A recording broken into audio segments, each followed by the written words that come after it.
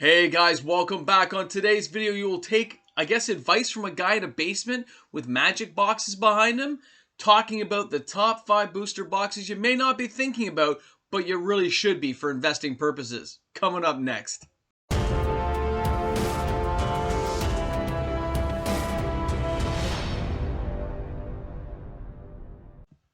Hey guys, welcome back for a Saturday pre-recorded video. Guess what? It's kind of funny.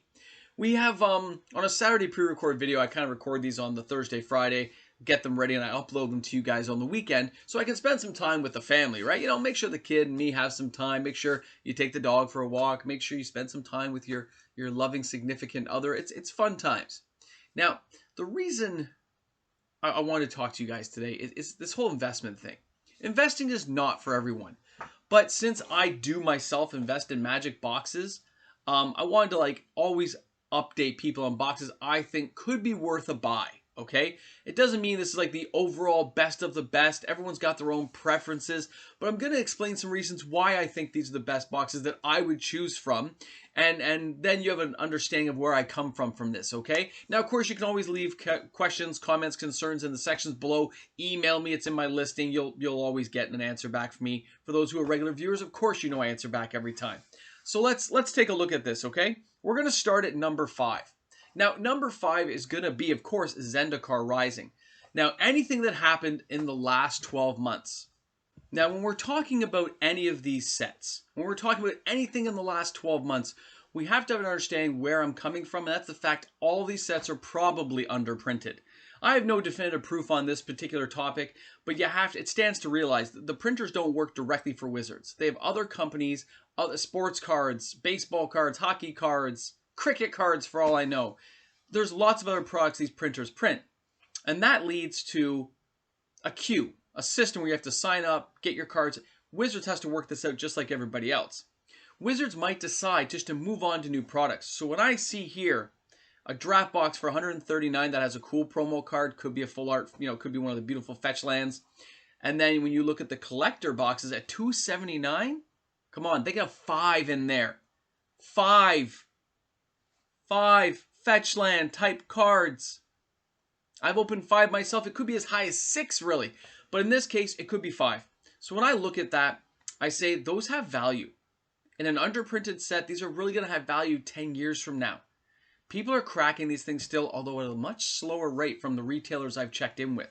People are starting to get onto Strixhaven. People are lining up in queue for other sets, kind of like Modern Horizons 2, Dungeons & Dragons, already kind of moving forward.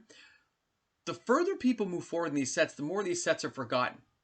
The best time I think to look for this set will be at Christmas time of 2021. If they have any deals around, I of course will be reporting on it for you to let you guys know where the best deals can be found. But this is how it's looking.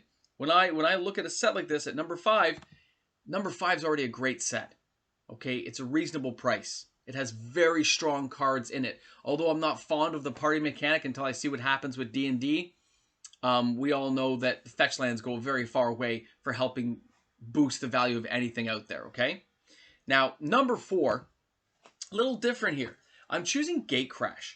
Now, Gatecrash, the only reason I'm mentioning it, at $154.99 locally. These are all Canadian prices, by the way.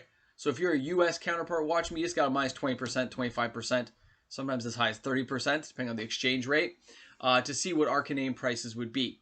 When you look at this at $154.99 Canadian, this came out in 2013. This is really old. Whatever stores have this on their shelves, they have carried it for you for, what is that, 8 long years? They've done most of the legwork and they haven't raised their prices. Just probably little minor inflationary bits. This box will continue to appreciate. We already know Fallen Empires, Homelands, Nemesis, Torment, all those kind of old boxes that weren't that great have all continued to rise. But when a company, when a store carries it for you and doesn't raise the price after that many years, that tells you it's a great buy. Because even if the cards inside are not the best cards, the sealed product holds a certain value, at least for me. I look back at some of the boxes I bought. Those Fallen Empire I bought for $100. Right? I bought them like, what, 10 years ago? 20 years ago? But again, some store carried that for 10 years more and I paid $100. Same with the Homelands. So you got to think, this is already prime candidate for it to slowly rise by that 2, 3, 4% a year going forward because it'll become more scarce. Products like this will go up faster now because they've already gone through the legwork of being worth nothing. So as people crack them for fun, as people did drafting with them, or stores crack them the odd time, that's how it goes. It's a very reasonable box for that price. Now, number 3 is even a better box. And it's not because of the contents. Dragon's Maze again. Okay? These were what they call print-to-demand sets, but not really. This set went out the gate huge. I remember people mass box opening this, having a blast with it. And then it died because people said it was a horrible set. So as this box dipped in price for like $99, people cracked them for fun. They had a blast. There are less of this box around than people realize. And at $139, just like I said about Gatecrash, it's being carried by another store. They're carrying your carrying costs, your storage fees. They're taking care of all that for you. They're letting the dust collect on this box, and you don't have to stress about it. Because at $139, you can grab it right now, just like a new box, except for this one's 8 years old already. Not much to think about there. It doesn't have to have the best cards to be worth money. It needs to have the regular boxes deteriorate and get opened on the open market, which means there's less of the sealed product. Is there sealed product of this? Yeah, I'm sure guys like Rudy Alpha Investments and bigger people out there have lots of these boxes. But when you get it at this price, you've only got to sell it for $250, $260 to make some money on it. Boxes like this can go up faster and quicker because they've already aged. It's something to consider when you're looking for boxes, okay? When you're looking for a new box like a Throne of Eldraine, that's $139, and I have a chance for Dragon's Maze at $139, I'm taking the Dragon Maze, even if I don't like the cards in it, because it's going to go up faster. It's just going to take it. All right? And that's what I look for in boxes. I look for boxes that are old that haven't jumped yet. And that's going to happen with a few of these, but with the new box prices being set so high, starting at $130, $140, $160, boxes like this are a steal. Now, I'm telling you guys this because you're viewers on my channel and you're happen to catch me here. But if I had cash, I'd be buying some right now. But again, you're not taking investment advice from a guy who lives in a basement, surrounded by Magic cards, who doesn't seem to sell anything anymore like I used to, and is not a financial advisor. I didn't graduate Magic U, so I have no financial advice to give you. I'm not a realistic source. This is not what I do for a career. Do not take advice from me. All right, now number 2. Number 2, okay, Modern Horizons. This has been on most people's radar for a very long period of time. And it's surprising that it hasn't sold more than it has. We know this box was printed a lot, but at the same time, there's almost been nothing printed at the end of its life because there was other cards coming up. So this thing went out of release. It's done. And in 2019, we know in 2020 things got kind of hectic, right? So here we are with a box that's $299. It's got $50, give or take, at your local retailer. But it's done. And this box was opened a lot. I opened so many packs on this channel myself. I can only imagine that the boxes are more depleted than people think, and it had a slightly higher price point. Now, at $299, I myself bought one extra last Christmas. It's somewhere hidden behind Deadpool's head there. I purposely bought one back then, just so I have at least one.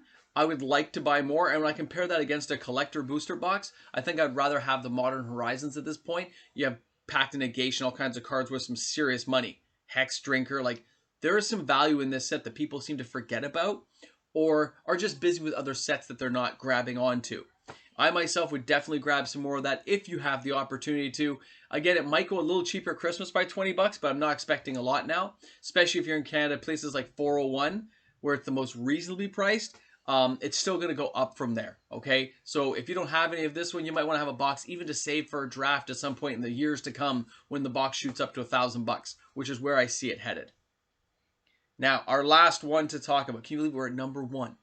My number 1 pick, and it's my number 1 pick from the last little while. You guys know it as Dominaria. Now, the reason I'm picking Dominaria as my number 1, as the be-all, end-all, is because it is on Dominaria. Richard Garfield was personally involved. It is the first set with sagas. It's got legendary creatures coming out of the yin-yang everywhere. Awesomeness. It has history and lore. It is epic. It has my Mox Amber in it, which is what, a $40 card right now? We have some serious value in the set with some serious cards. This set did not get later print runs at all.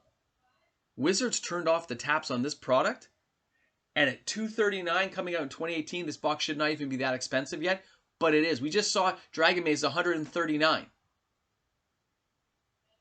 It's 8 years old. This thing's only 3 years old, just recently 3 years old. And look at it already at $239.99. It's at $401 again. They're the cheapest ones I could find. It is my #1 pick. It's underprinted. I myself have 8 boxes of it. But I know in 10 years, it's going to be a $500-600 box, no problem. So it is a good value for return on your dollar. It is my #1 pick for that reason alone. Is that I can buy those boxes for 124 bucks. I bought them when I could. And I'll tell you right now, at Christmas time with my cashback dollars this year, I am buying some. Because it is still, you can still get it at your LGS, so I will buy some from my LGS. I can't help myself. I gotta have more of it. Plus it has possible Mox Ambers in it. Gotta have it, okay? So thank you so much for tuning in today. This was MTG Mox, man. You guys rock out there. You chill, you have a good one. Is there an outtake at the end of this video? I don't know. We'll find out. Or you guys will if you keep watching. And remember, if you're new to the channel, smash that subscribe button. Helps the channel. Leave some comments. Watch the videos till the end to help the algorithm and help my channel grow. And we'll have cake at 5,000 subscribers and pie at 4,000 subscribers. It's going to be fun. Looking forward to it, guys. Have a great one. Hey guys, big shout out to all my patrons out there. Thank you so much for tuning in. Sean, you rock. You too, Matt and Natalie, you guys are rocking out. You too, Brittany, I know you're out there. All right, Adam, keep it up, big guy. Here we go, guys. Angels in the house.